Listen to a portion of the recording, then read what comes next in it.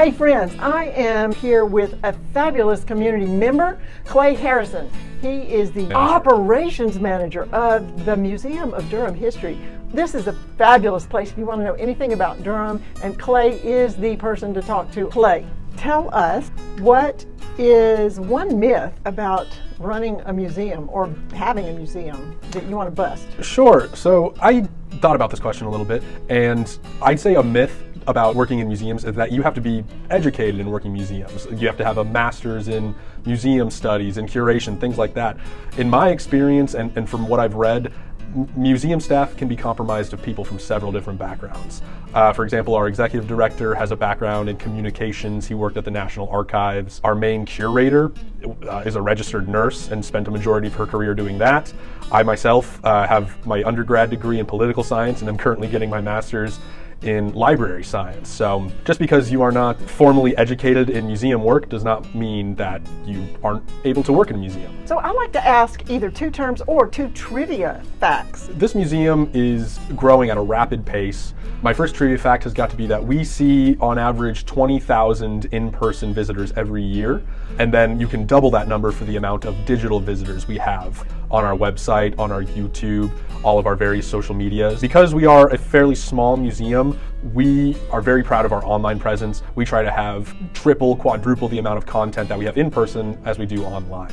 Yes, I visited the website and I saw that you have past exhibits. We so do. If they're not here anymore, then you can still see them online. Absolutely. Yes, if you take a look at our online exhibits, again, that's maybe a third of all of our exhibits are present on our website. We are in a very long-term project to get every single past exhibit we have ever done in person onto our website. So stick around for that.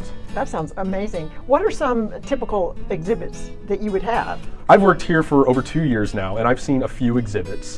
When I first started working here, we had an exhibit called More Than Just a Game, which discussed the football rivalry between North Carolina Central and North Carolina A&T.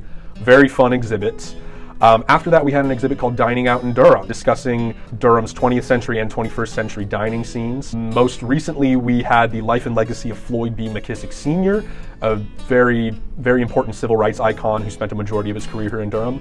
And now we have a display called Stranger Times, a blend of contemporary and nostalgic history. This exhibit uses the themes of the show Stranger Things from Netflix to tell the stories of students and teachers during the pandemic. That's awesome. So why did you choose that as a theme? For starters, the Duffer Brothers, the creators of the show, born and raised here in Durham, and that's, I think, a majority of the reason why we chose the exhibit. Our curator has kids who are in high school, and so she spent the entirety of 2020 and 2021 getting firsthand experience as a parent of what these kids were going through in this modern age. Third question is, what are 3 tips? Oh, tips for life, okay. Well, tips for a museum, I say to get your foot in the door, volunteer as much as you can.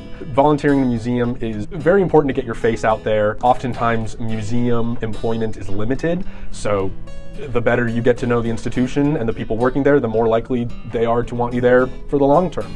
Our programming manager was a volunteer here once, as was our main curator, and now they are both full-time employees. Not so much museum, but more historical. Get out there and explore the different historic societies and sites that are in your area. We promote so many other different organizations around us. We work with so many different ones. Historic Stagville, Bennett Place, Farmstead, the Duke Homestead and Tobacco Museum, the Hayti Heritage Center. There is so much more out there in these cities than what you might think. Tobacco has had a lot of history and impact on this area. Want to make a comment about that? Yes. The Duke Homestead is probably the best place to go to learn about the history of Durham's tobacco market. The Bull Durham Tobacco Company was founded here in Durham, obviously, and it's where we get the Bull City branding from before it was incorporated by the American Tobacco Company and the Duke family. As a matter of fact, in the 1910s, I want to say, there were some laws against monopolies put into place purely because of the Duke family and their empire that they created. Going back to some of those other organizations, the Duke Homestead is your spot for tobacco history. Historic Stagville is your spot for the history of slavery here in Durham and the Triangle. Bennett Place is to learn about the Reconstruction era going into the turn of the century, and the Polly Murray Center, great way to learn about civil rights. As I said, there are a lot more resources out there. Steeped in history around here. Definitely. Have you heard the expression, keep it dirty Durham?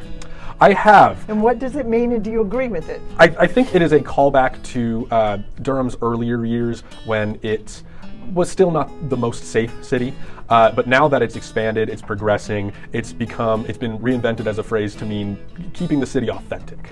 And I certainly agree with it. Any final words you want to say to the people out there? Sure, I'll give another piece of advice, and that is to learn how to research properly. With proper research skills, you can find any type of information that you want. You can learn where to find the best collections and repositories for information. And it's not too difficult once you get the hang of it. That is great advice. Thank you so much, Absolutely. Clay. Clay, you've been a wonderful source of information and inspiration, and we thank you for joining us. This is Dia Irby, your favorite realtor, by your side all the way. Bye now.